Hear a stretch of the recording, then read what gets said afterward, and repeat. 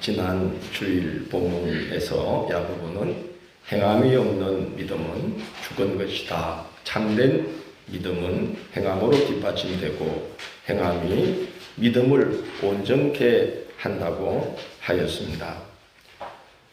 행함이 뒷받침되지 않는 믿음의 한 예로 사람을 차별하여 대하는 태도에 대해 언급했는데, 오늘 본문에서는 또 그런 한 예로 말에 대해서 말씀을 합니다. 먼저 야고보는 말에는 책임이 뒤따른다고 말합니다. 내 형제들아, 너희는 선생된 우리가 더 큰 심판을 받을 줄 알고 선생이 많이 되지 말라고 말씀합니다. 가르치는 위치에 서지 말라는 부정적인 권면이 아니라 말에는 책임이 뒤따른다는 사실을 알고 말을 해야 된다는 권면입니다. 마태복음 12장 36절로 37절에서 예수님은 이렇게 말씀하셨습니다. 내가 너에게 이르노니 사람이 무슨 무익한 말을 하든지 심판날에 이에 대하여 신문을 받으리니 내 말로 어렵다함을 받고 내 말로 정죄함을 받으리라고 하셨고, 누가복음 12장 47절로 48절에서는 주인의 뜻을 알고도 준비하지 아니하고 그 뜻대로 행하지 않은 종은 많이 맞을 것이요 알지 못하고 맞을 일을 행한 종은 적게 맞으리라. 무릇 많이 받은 자에게는 많이 요구할 것이요 많이 맡은 자들에게는 많이 달라 할 것이라고 말씀했습니다. 말에 관한 한 우리 그리스도인은 정말 많이 받은 자들입니다. 많이 맡은 자들입니다. 우리는 구원의 진리이신 하나님의 말씀, 성경을 받았습니다.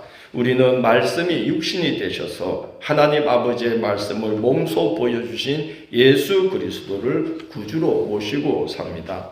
우리는 보혜사 성령께서 우리를 모든 진리 가운데로 인도하시는 은혜를 힘입어 삽니다. 우리는 성부, 성자, 성령 삼위일체로 역사하시는 하나님의 복되신 말씀, 복음을 세계 만방에 전하도록 우리는 책임을 맡은 자들입니다. 말씀에 대해서 이 세상 누구보다도 많이 받은 자요 많이 맡은 자들입니다. 그래서 믿지 않는 이들보다 말에 대해 훨씬 많은 책임을 가진 자들이고 더 엄격한 기준으로 심판을 받게 될 자들입니다.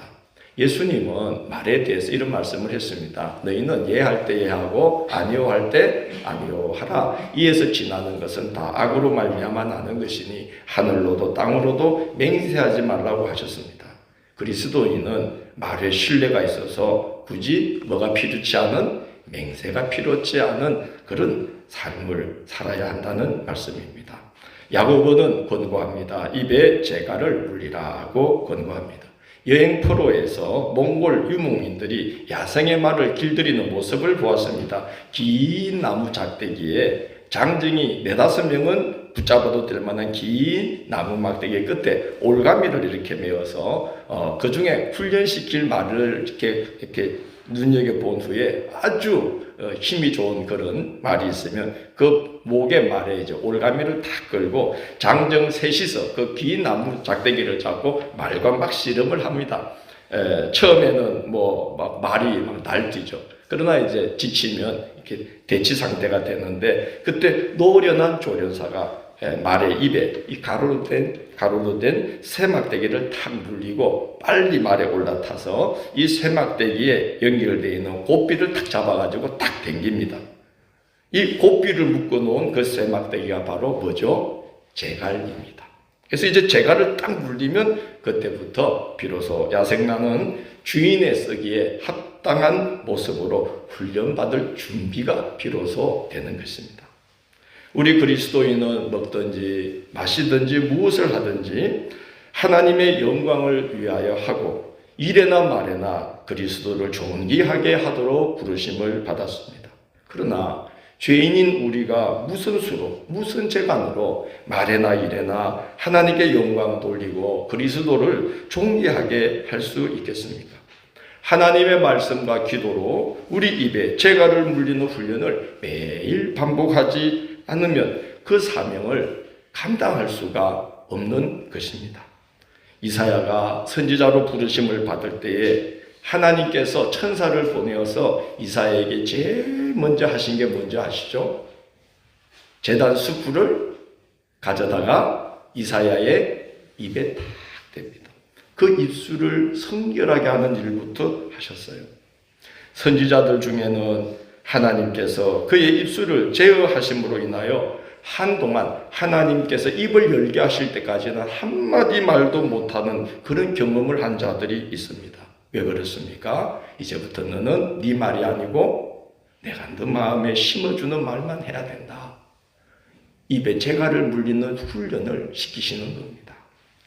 개화기에 감리교단의 영성가로서 전국적인 회개운동을 촉발시켰던 분이 계신데 그분 이름이 이은도 목사님입니다. 근데 그분이 자기 호를 지었어요. 시무언이라고 지었습니다. 이 시문이라는 말은 뜻이 뭐냐 하면 옳다면 말이 필요 없다. 시무언 뜻이 뭐라고요? 옳다면 굳이 많은 말을 하지 않아도 된다. 하나님께서 그의 입술을 제어하시는 그런 경험을 하셨던 것 같아요. 그래서 자기 호를 시무언이라고 이제 붙여서 다니셨습니다. 무슨 일을 하든지 무슨 말을 하든지 그리스도의 덕을 드러내며 온전하게 쓰임 받으려면 입에 재갈을 물리는 훈련을 해야 합니다. 왜냐하면 우리는 죄인이기 때문에 그랬습니다. 그렇지 않으면 죄가 계속 솟아나는 겁니다. 그래서 훈련하지 않으면 죄가 입 밖으로 나와 말로 자신과 남을 해칠 수 있고 더럽힐 수 있기 때문입니다. 사실 본래 사람은 말이 참 아름답고 복된 존재였습니다. 아담이 하와를 보았을 때 그 입에서 터져나왔던 말은 감탄이었습니다. 뭐라 그랬죠? 이는 내 뼈 중에 뼈요 살 중에 살이로다. 근데 선악과를 따먹은 후에 제일 먼저 달라진 게 말입니다. 하나님께서 아담을 책망하시자 이 아담은 즉시 하와에게 핑계를 댑니다. 저 여인이 먹으라고 해서 먹은 겁니다. 하고 아내 탓을 합니다. 한 대를 지나 가인 때에는 하나님께서 가인의 마음속 정오를 아시고 꾸짖으시자 가인이 감히 하나님 앞에 말대꾸를 하기 시작합니다. 내가 그를 지키는 자니까 하면서 자기 마음에 있는 미움과 정오를 하나님 앞에서 무엇으로 가리려고 그러죠? 말로 싹 가리려고 합니다. 말이 타락하는 겁니다. 아담의 7대 손인 람에게 이르면 말이 사나워집니다. 그는 그의 두 아내 아다와 실라를 앞에 앉혀놓고 이렇게 엄포를 놓습니다. 람에게 아내들이여 내 말을 들으라. 나의 상처로 말미암아 내가 사람을 죽였고 나의 상함으로 말미암아 소년을 죽였도다. 가인을 위하여는 벌이 7배일진데 라멕을 위하여는 벌이 77배일지로다 라고 말을 합니다. 이 말은 뭡니까? 누가 나한테 상처를 입히면 나는 죽음으로 되갚는 사람이고 나는 가인보다 77배는 악한 자니까 알아서 하라고 엄포를 놓는 겁니다. 아내들을 급박하는 겁니다. 사람이 타락하면서 말이 사나워졌습니다. 타락 이전의 아담은 말이 없어도 만물과 교통했던 자들입니다. 그래서 하나님께서 당신이 지으신 만물을 아담 앞에 데리고 오시자. 그리고 어떻게 하나 보시는데 아담은 그 만물의 이름을 그에 적합하도록 다 이름을 지어주는 모습을 이제 우리가 봅니다. 사람이 타락 이전에는 그 존재의 본질을 헤아려서 그에 합당한 이름을 붙여줄 정도로 말 없이도 만물과 소통하고 교통하던 존재였는데 바벨탑을 지을 때쯤 되면은 사람들끼리 말을 하면서도 뭐가 안 통해요? 말이 안 통하는 지경에 이릅니다. 여러분 같은 한국어를 쓰는데 말이 안 통하고 딴 말을 하면 얼마나 힘든지를 여러분 요 몇 주간 경험하셨죠? 말을 하지 않고도 만물과 교통하던 인간이 타락 이후에 바벨탑을 지을 때 보면 말을 하면서도 도무지 말이 안 통해서 함께 일을 할 수가 없어서 뿔뿔이 흩어지고 맙니다. 그 장면을 성경은 언어가 혼잡해졌다라고 말을 합니다. 언어가 혼잡해졌다는 것은 이제 서로 뭐가 안 통하는 사이가 된 거예요? 말이 안 통하는 사이가 된 거예요. 여러분 직장에 이런 사람이 한둘만 있으면 어떻게 될까요? 아니, 많이도 필요 없죠. 한둘만 이런 분이 있으면 너무 힘들어요. 가정도 마찬가지입니다. 두 부부가 있어요. 똑같은 상황에 처해서 차를 타고 어딜 가는데 앞에 조수석 운전석에 앉고 뒤에 앉았어요.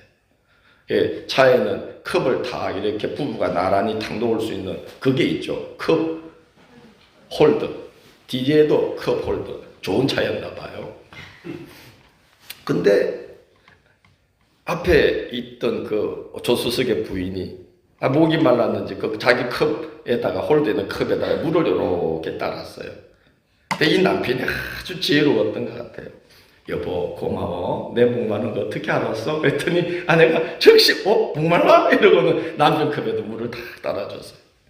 그 뒤에 있는 부인도 목이 말랐어요. 그래서 자기 컵 홀더에 컵에 물을 다 따랐는데 옆에 있던 남자가 힐끗 쳐다보고 퉁명스럽게 뭐라 그랬을까요? 니마 이비가 그랬어요. 아니 세상에 한 차를 타고 가는데 그날 여행 분위기 완전 부부가 딴판인 거예요. 앞에 그 부부는 서로 먹여주고 입혀주고 뭐 그냥 여보 해 이러고 그냥 신이 났지 뭐. 서로 여보 고마워. 응? 내 목마른 거 어떻게 알았어? 말이 얼마나 예뻐요.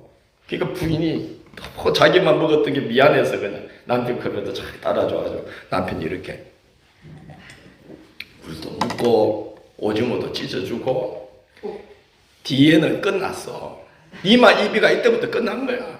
그래 내마 이비다 니 알아서 물하고 자기 혼자 먹는 거지. 니는 팔이 없나 이라고. 우리는 하나님 앞에 이 말이라는 놀라운 선물을 받은 거죠. 천국을 만들 수도 있고 지옥을 만들 수도 있는 말로 상대를 보면서 이는 내 뼈 중에 뼈요 살 중에 살이로다 감탄할 수도 있지만 탓을 하면서 지옥을 만들어갈 수도 있는 거죠. 2절에서 오늘 야고보가 말하듯이 우리는 말의 실수가 없을 수는 없지만 말의 실수가 없는 자라면 이 말은 가급적 말을 가려하고 좋게 하려고 애쓴다면 온전한 사람이라 완전하다는 뜻이 아니라 성숙한 사람이라 라는 뜻이에요. 원문 뜻이. 그런 자는 온 몸도 굴레 씌우리라. 즉 말로 인해 인생을 거르치는 일이 없다. 천국을 만들어 간다 하는 겁니다. 여러분 배 뒤에 키가 붙어 있습니다. 아주 작은 거지만 그게 방향을 어찌 잡느냐에 따라서 순항할 수도 있고 암초에 부딪혀서 파손될 수도 있습니다. 불씨는 아주 작은 것이지만 작은 불씨 하나가 온 산을 불태우기도 합니다. 야고보는 우리 몸의 작은 지체인 혀가 그런 역할을 한다고 말합니다. 아주 작은 지체지만 우리 온몸을 더럽히고 즉 우리 인격을 훼손시키고 삶의 수레바퀴를 불사르는 즉 인생을 거르치는 불씨가 될 수 있다고 경고를 합니다.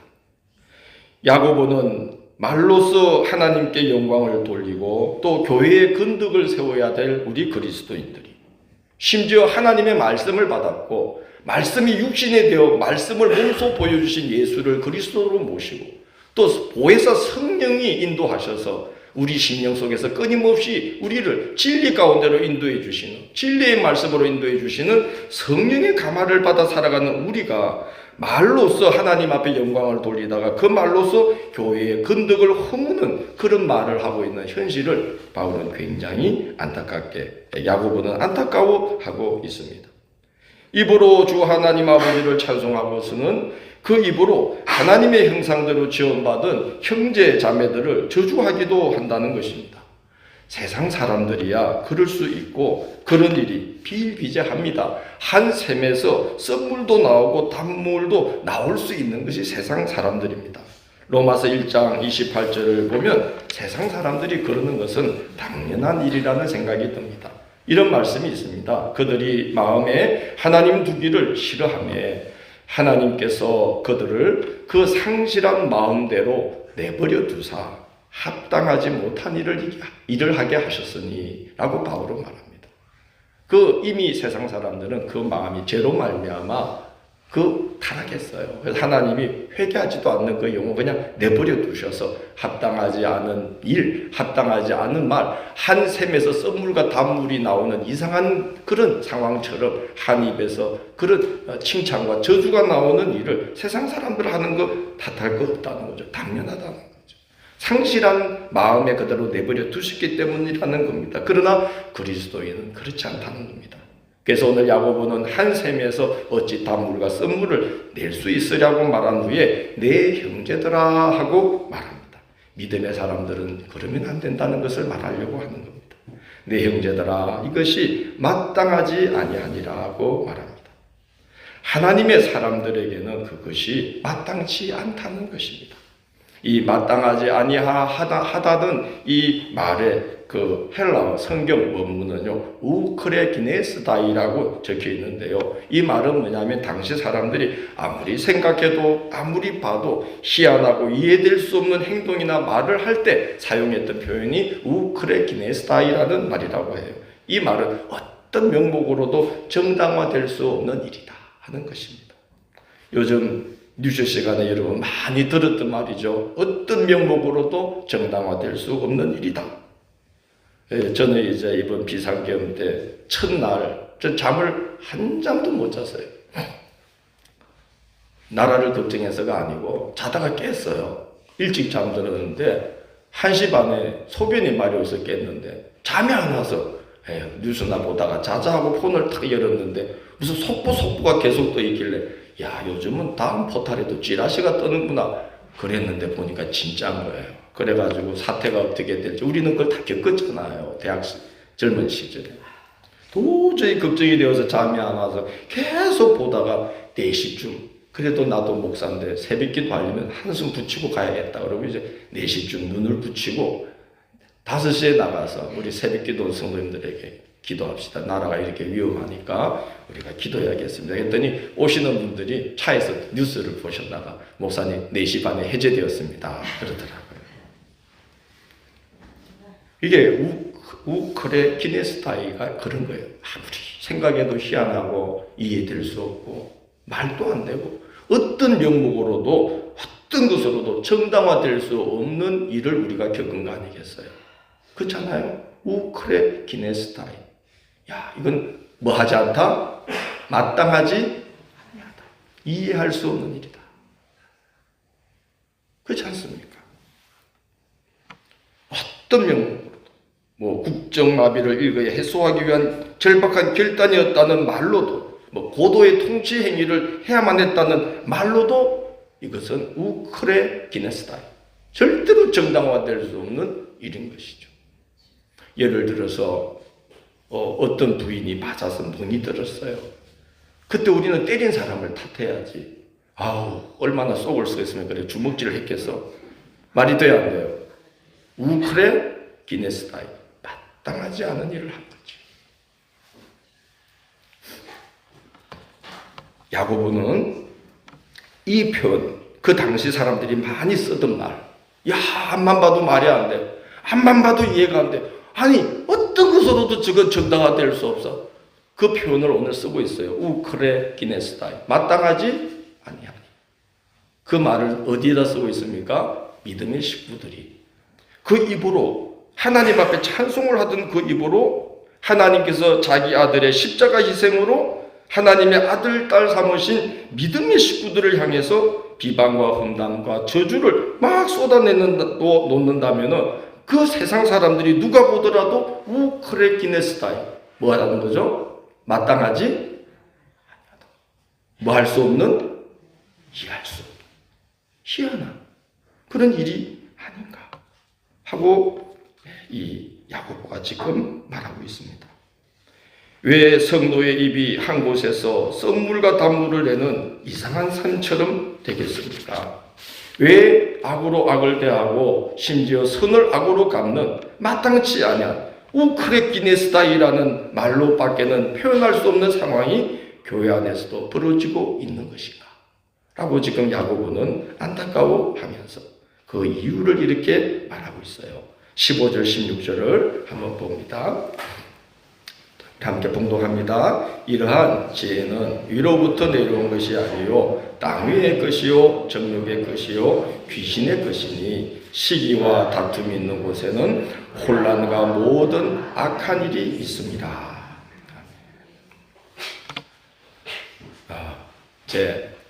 우리가 한 입에 하나님을 찬송하다가 또 형제를 저주하는 이 일이 무엇으로 오는 거라는 거예요? 뭐가 틈탔다는 거예요? 예, 사탄 마귀가 틈탔다는 거예요. 그래서 한 구멍으로 썬물과 단물을 내는 이상한 셈처럼 성도의 입이 하나님을 찬송하다가 형제를 저주하기도 한다는 겁니다.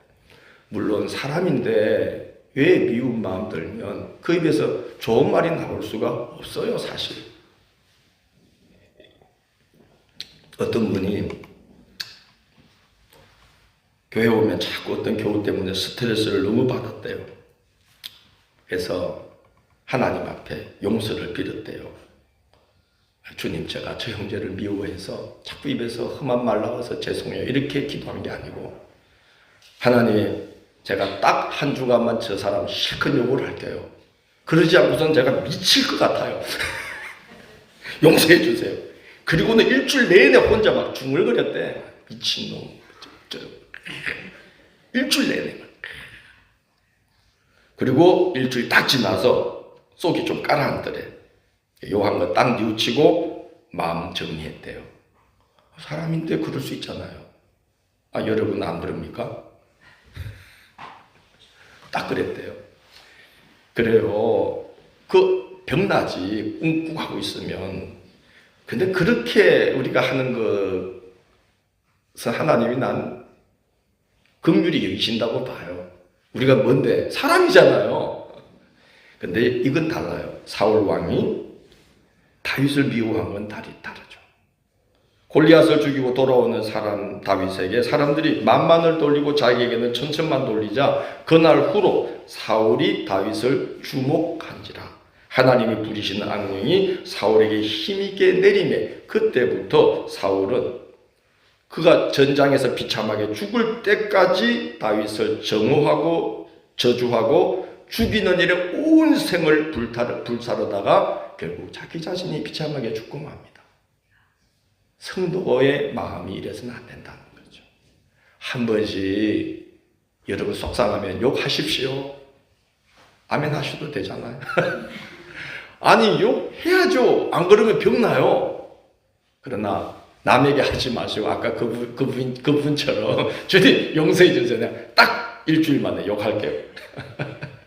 그래 혼자 풀죠. 기도하면서 누구 붙잡고 할 것도 없고. 그러나 여러분 해가 지도록 분을 품고 해가 넘기도록 분을 품고 그래서 사울처럼 미워하고 정오해서는 그건 우크레 기네스타이 뭐하지 아니하니 마땅하지 아니하니.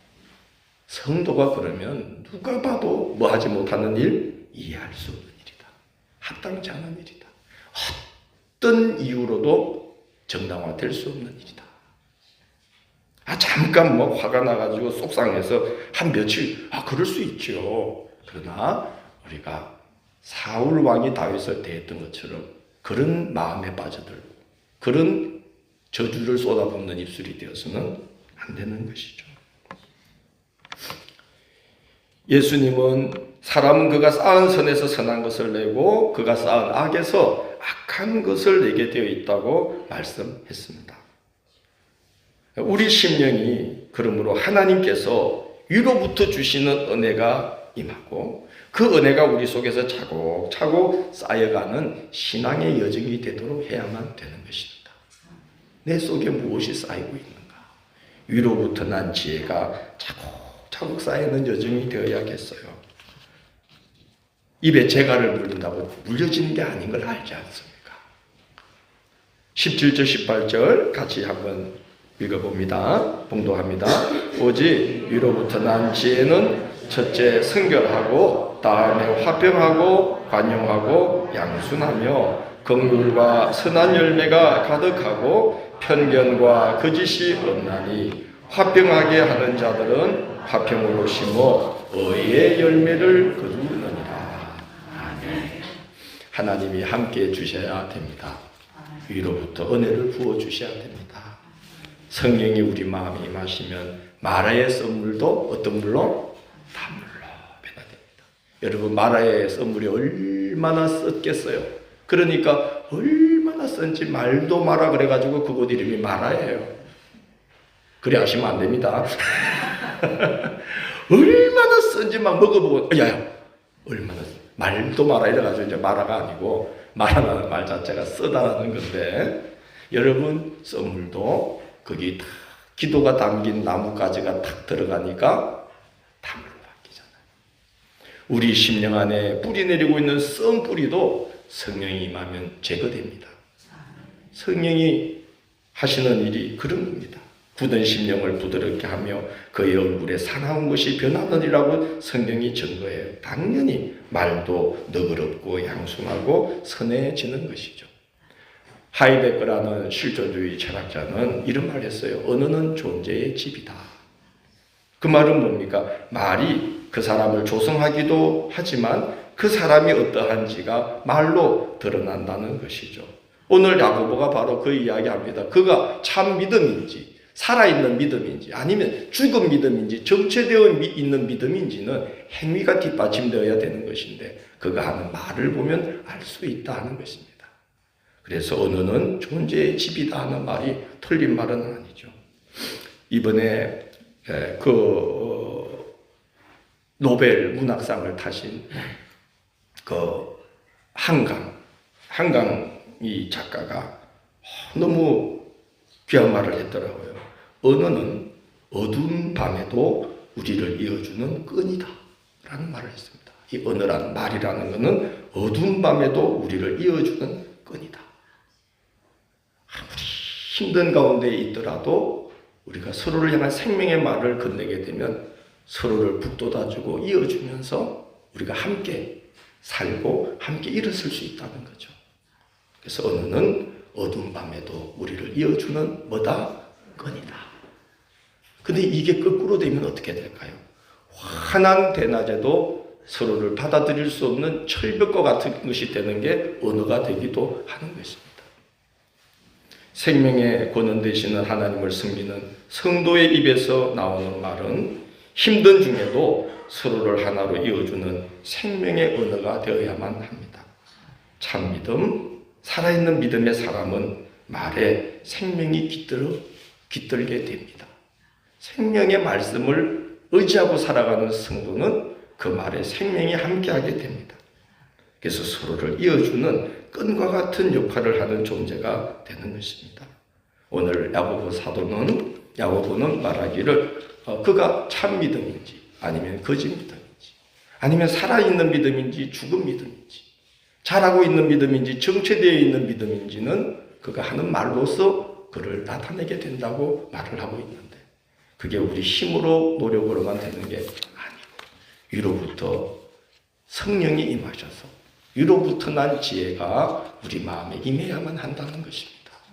그래서 이 대림절 절기에 주님이 이제 우리 이 심령 속에도 깊이 찾아오시도록 위로부터 난 지혜를 쏟아부어 주시도록 이 절기에 기도하시고 하나님 말씀 꼭 부여잡고 그 말씀이 우리 심령 속에 차곡차곡 쌓여가는 그런 신앙의 여정이 되는 그런 준비되는 이 대림절 절기가 되시기를 주의 이름으로 고면합니다.